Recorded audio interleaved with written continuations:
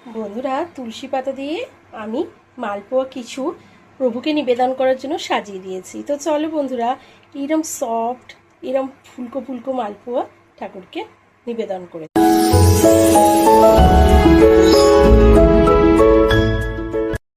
বন্ধুরা, জয় জগন্নাথ। আজকে আবার 56 ভোগের আরও একটা রেসিপি নিয়ে এসেছি, মালপোয়া। পুরীর জগন্নাথ মন্দিরে কিভাবে মালপোয়া বানায়? মালপোয়া তো আমরা অনেকভাবে বানাই, কিন্তু জগন্নাথ মন্দিরে স্পেশালিটি আছে কি মশলা মেশায় আর কিভাবে বানায়, এটাই করে দেখিয়েছি বন্ধুরা।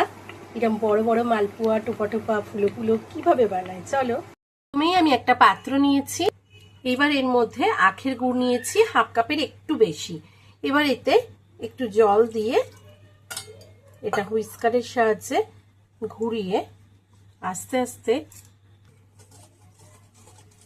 এটা গুলিয়ে রাখবো এবং এটা খানিকক্ষণ ভিজিয়ে রাখবো।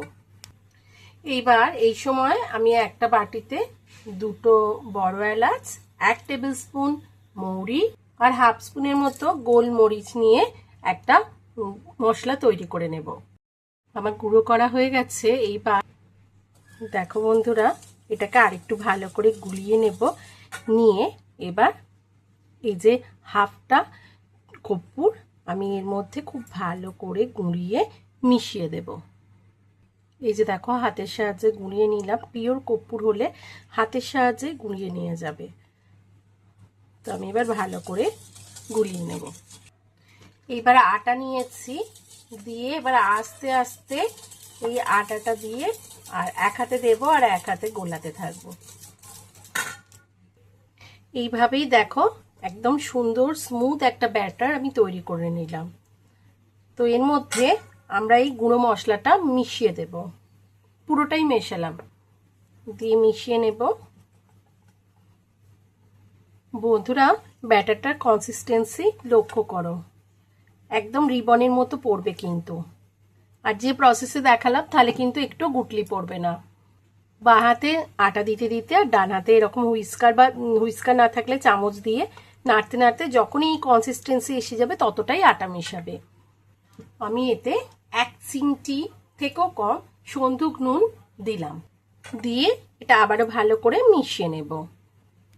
এর মধ্যে 2 টেবিল স্পুনের মতো দুধ অ্যাড করে দিলাম, দিয়ে আবারও ভালো করে মিশিয়ে ব্যাটারটাকে একটু রেস্টে রাখবো।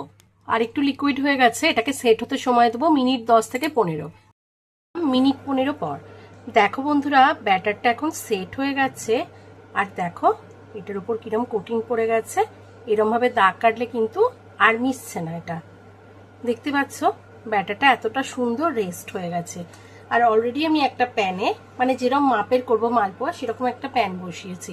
তোমরা তোমাদের পছন্দের মতো করতে পারো। প্রভু জগন্নাথ দেবের মালপোয়া কিন্তু বড় বড়ও হয়, আবার মিডিয়াম সাইজেরও হতে দেখেছি।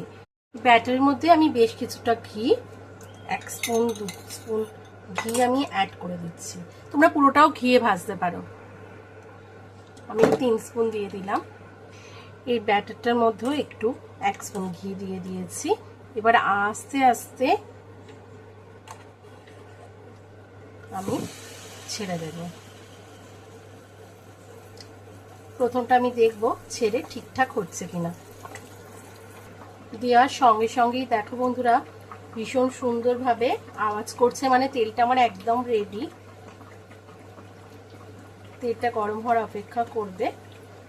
আর এই দেখো, মালপোয়াটাও আমার একটুও কিন্তু ছেড়কে যায়নি বন্ধুরা। তার ফলে আমি বুঝতে পারছি ব্যাটারটা একদম ঠিক আছে। যদি ছেড়কে যায় তাহলে তোমরা একটু এতে আটা অ্যাড করে নেবে,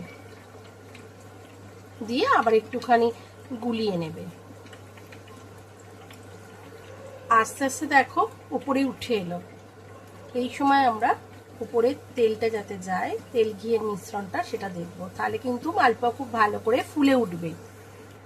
এবার আস্তে করে আমরা মালপোয়াটাকে উল্টে দেবো। দেখছো কি সুন্দর ফুলে উঠেছে মালপোয়াটা। আমরা একটু রং ধরিয়ে নেব মালপোয়াটা। দেখো বন্ধুরা, এইভাবেই উল্টে পাল্টে আমরা ভেজে নেব ঠিক এইরকম রং আসা পর্যন্ত।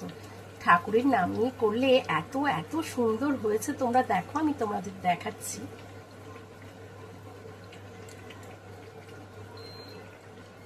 এই দেখো, যেমনি টোপার মতো ফুলেছে, একটুও ছেলকায়নি। তো এবার চিপে তেলটা তোমরা দুটো স্পুনের সাহায্যে আমি যেমন দেখাচ্ছি দেখো এইভাবেও চিপে নিতে পারো, নিয়ে টিস্যুর ওপরও চেপে রাখতে পারো। আবার একটা ছেড়ে দিয়েছি। কিছু মালপোয়া আমি তারপরে তুলসী পাতা দিয়ে সুন্দর করে ঠাকুরের কাছে নিবেদন করবো বলে সাজিয়ে দিয়েছি। কেমন লাগলো বন্ধুরা? ভালো লাগলে লাইক শেয়ার কমেন্ট করো। আমার চ্যানেল নতুন বন্ধু হলে চ্যানেলটাকে সাবস্ক্রাইব করে নিয়ে পাশে থাকা বেল আইকন সহ ক্লিক করে নেওয়ার অনুরোধ রইল।